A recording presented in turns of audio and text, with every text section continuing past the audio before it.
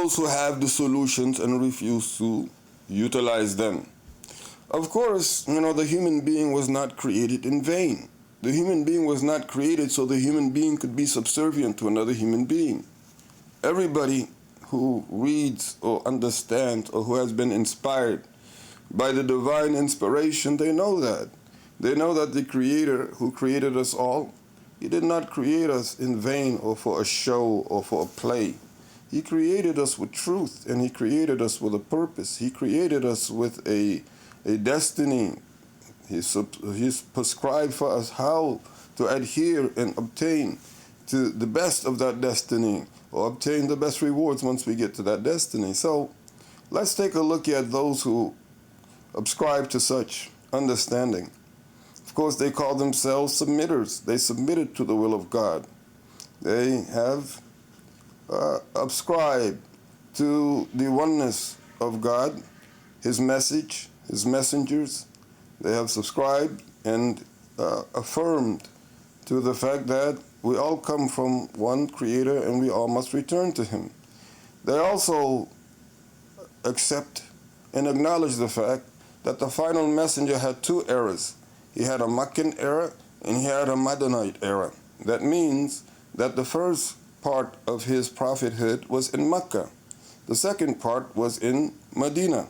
The Quran, the revelation that is, that those who have subscribed and ascribe to it, attest to it, understand that it has two eras. But what do they do with all the solutions, all the creativity, all the ingenuity that is actually in the second era? They toss it out. What do? They toss it out.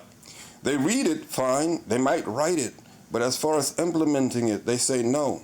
And they know very well by implementing it, it will rid us of all of this unnecessary atrocities, which unfortunately I have to say, those slave masters, they stole a lot of land. And they still owe me for 40 acres and a mule. But to make a long story short, they have absolutely no reference to where the mercy of humanity, the selected one, just sat idle and said it was okay, that it was fine to support directly, indirectly, the genocide, the apartheid, and we want our reparations right here in America because you still owe us for that. It's injustice, and definitely it is not all right for us to claim who know better and who have the solutions, who are responsible for advocating the truth in its entirety, to sit back and cherry pick what we're going to take of what the Creator dispatched to us, and think that's going to be some kind of a pardon with that. Unfortunately, many of the newer generations understand the double standards. And like myself and everybody who hates being lied to their faces, we want to change in the whole thing, the whole constitution, too many constitutions in all these states.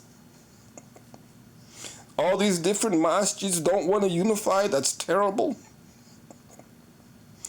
Don't want to implement the entire Quran because they claim they don't even have 10 strong Muslims, that's not cool.